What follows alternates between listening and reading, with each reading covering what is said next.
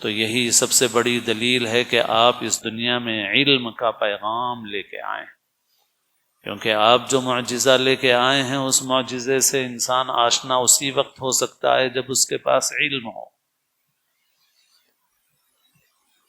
اسی لیے آپ صلی اللہ علیہ وسلم نے فرمایا کہ طلب العلم فریضۃ علی کل مسلم، کہ علم کا حاصل کرنا، علم کا طلب کرنا ہر مسلمان پر فرض ہے۔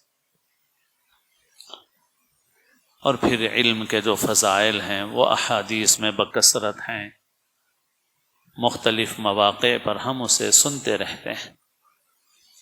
ایک حدیث میں آپ صلی اللہ علیہ وسلم نے فرمایا کہ الدنیا ملعونۃ ملعون ما فیہا الا ذکر اللہ وما والاہ وعالما او متعلما، کہ ساری دنیا ملعون ہے،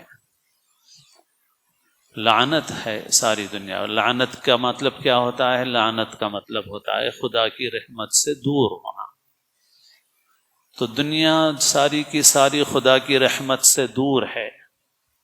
الدنیا ملعونۃ ملعون ما فیہا، دنیا میں جو کچھ ہے سب ملعون ہے، یعنی سب خدا کی رحمت سے دور ہے۔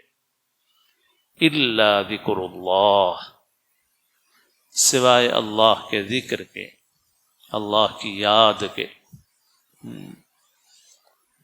بس وہ چیز جو اللہ کے ذکر سے جڑی ہوئی ہے، بس وہ چیز رحمت میں ہے، رحمت کے سائے میں ہے۔ اس کے علاوہ باقی جتنی دنیا ہے، یہ دنیا رحمت کے سائے سے دور ہے۔